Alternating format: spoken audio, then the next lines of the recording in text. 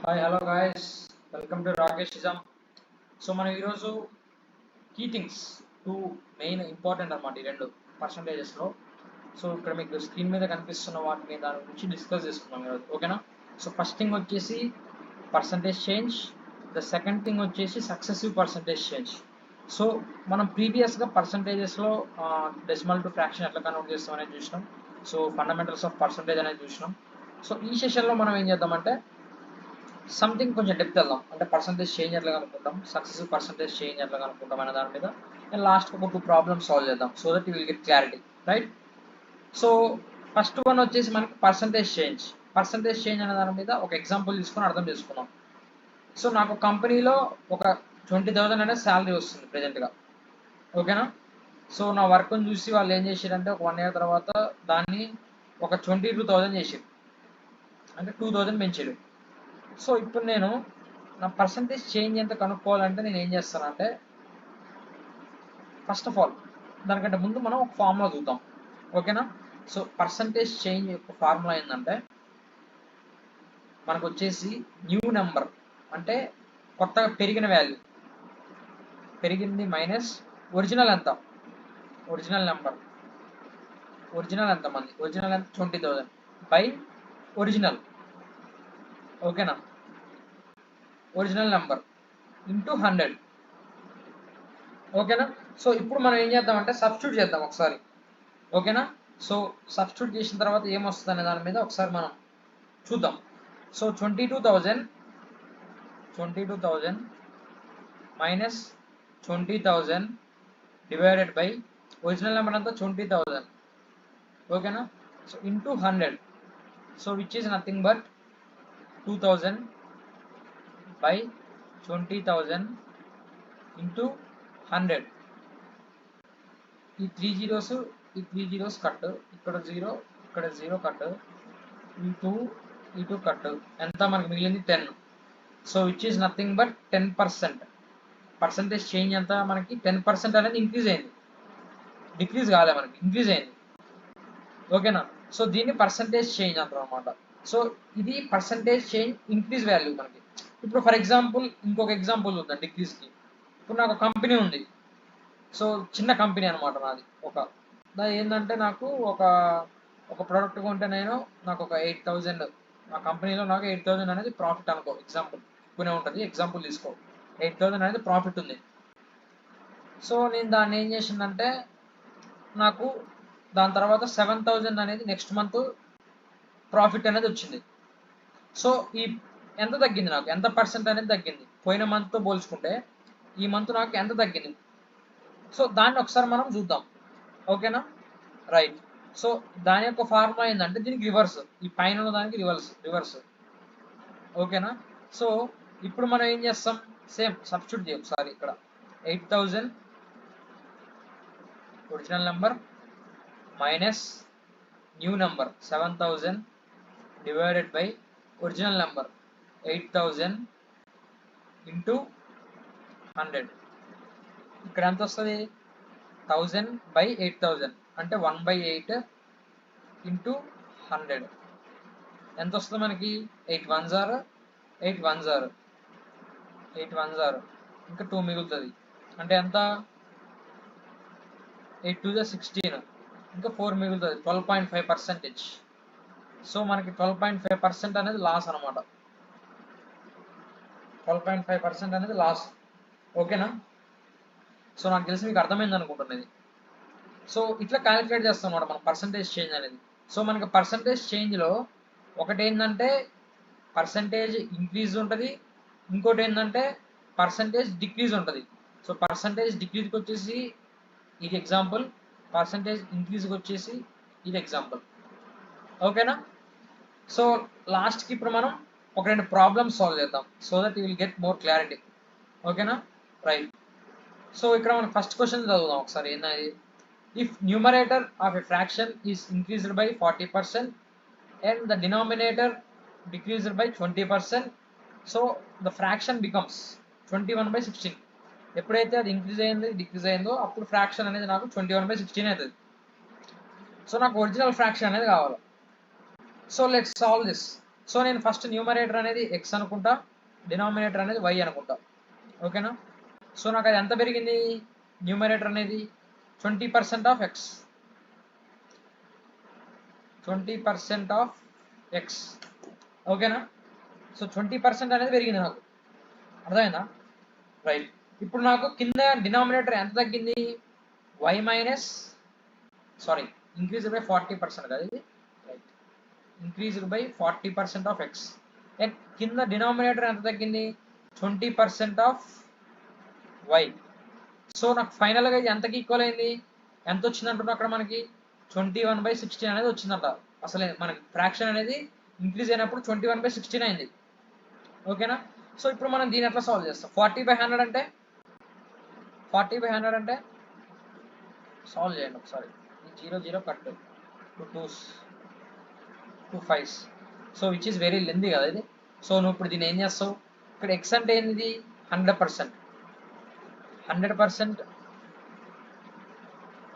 Of X plus 40% of X. So 40% అంటే నువ్వు ఏం చేస్తావు జనరల్గా? 0.4 కదా, 0.4 కదా. సో ఇదంతా 1, ఎక్స్ కామన్ ఉంటుంది, ఎక్స్ పక్కన పెట్టు. 1 + 0.4 అంటే ఎంత? 1.4x. అర్థమైందా? 100% అంటే 1 ఇది. So 1 of 1x plus 40% of X అంటే ఎంత? 40/100 into X. So which is nothing but 0.4 into X. ఇది పక్కన పెట్టు, ఈ వాల్యూ అనేది మనం అవసరం లేదు, ఇక్కడ సింప్లిఫై చేసినాం. So which is nothing but 1.4x. So ఇప్పుడు నేను దీన్ని ఎట్లా సాల్వ్ చేస్తా అంటే 1.4x divided by, so y అంటే nothing but 100% of y. 1 minus 20% of y అంటే ఎంత? 20/100 ఇంటూ y అంటే నథింగ్ బట్ 0 0 గెట్ క్యాన్సిల్ అవుతుంది, అంటే 0.2y, 0.2 that is equal to nothing but 0.8y. అర్థమవుతుందా మీకు? ఇది y, 0.2y. So which is nothing but 0.8y. So by 0.8y is equal to మనకి ఎంత వచ్చింది? 21/16. రైట్. సో ఇప్పుడు దీన్ని సాల్వ్ చేద్దాం. ఓకేనా? 14/8, 14x/8y is equal to 21/16. So therefore x/y మనకు కావాల్సిన అల్టిమేట్గా ఏంది? ఒరిజినల్ ఫ్రాక్షన్ అన్నారు. సో మనం x అనుకున్నాం, y అనుకున్నాం డినామినేటర్ని. సో దీన్ని ఇప్పుడు మనం కనుక్కోవాలంటే 21 ఇంటూ 8 డివైడెడ్ బై 16 ఇంటూ 14. ఒకసారి క్యాలిక్యులేట్ చేయండి. 8 1s 8 2s 7 2s 7 3s. So which is nothing but 3/4 is the original fraction. ఓకేనా? సో ఇట్లా ఉంటుంది అనమాట మనకి జనరల్గా క్వశ్చన్స్ అనేవి ఇట్లా ఫ్రేమ్ చేస్తారు అనమాట మనకి. So this is the first question answer అనమాట. సో ఇప్పుడు సెకండ్ క్వశ్చన్ చూద్దాం అసలుకి. సో సెకండ్ క్వశ్చన్ ఒకసారి చదవండి మీరు. Pavan's salary is 40% more than Prithvi's salary. So by what percent is Prithvi's salary less than Pawan's salary? So ఇది మనం కనుక్కోవాలి. ఓకేనా? సో అసలు let's say Pawan salary, Prithvi salary అనేది 100 రూపీస్ అనుకుందాం. ఎజ్యూమ్ చేసుకోండి. ఇక్కడ ఏమి వాల్యూస్ ఇవ్వకపోతే మీరు ఏం చేస్తారంటే ఎజ్యూమ్ చేసుకోండి జస్ట్. ఓకేనా? సో సో పవన్ శాలరీ ఏమన్నాడు? 40% ఎక్కువ అన్నాడు. సో 100లో 40% అంటే ఎంత? 40. సో అప్పుడు నాకు పవన్ శాలరీ ఎంత అవుతుంది? పవన్ శాలరీ ఎంత అయితే 140 అవుతుంది. ఓకేనా? సో ఇప్పుడు ఒకసారి పర్సంటేజ్ చేంజ్ చేద్దాం, అసలు ఎంత వస్తుంది, ఎంత తక్కువ వస్తుంది అనేది తెలుస్తుంది మనకి. ఓకేనా? ఈజీ కదా. Same 140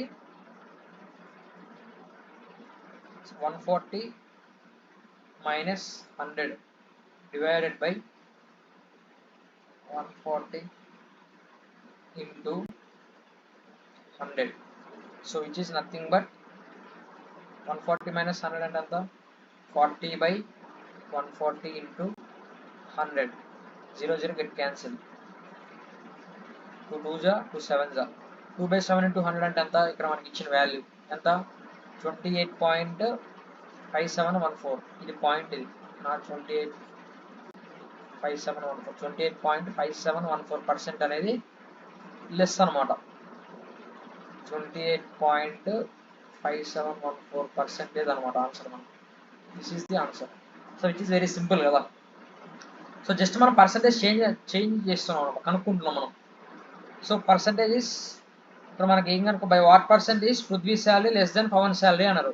so which is nothing but percentage change చేస్తే మనకి ఎవరి పర్సంటేజ్ చేంజ్, వాళ్ళిద్దరు పర్సంటేజ్ చేంజ్ చేస్తే మనకి ఎంత ఆ వాల్యూ అనేది తక్కువ అనేది ఆటోమేటిక్గా ఆన్సర్ అనేది వచ్చేస్తుంది. ఇక్కడ మనకి ఎంత వచ్చిన ఆన్సర్ 27.5714% అనేది తక్కువ. ఓకేనా. So this is what the today's session. So which is very useful for you. So ఇట్లాంటి క్వశ్చన్స్ మనం అడుగుతుంటారు అనమాట ఇంటర్వ్యూస్లో.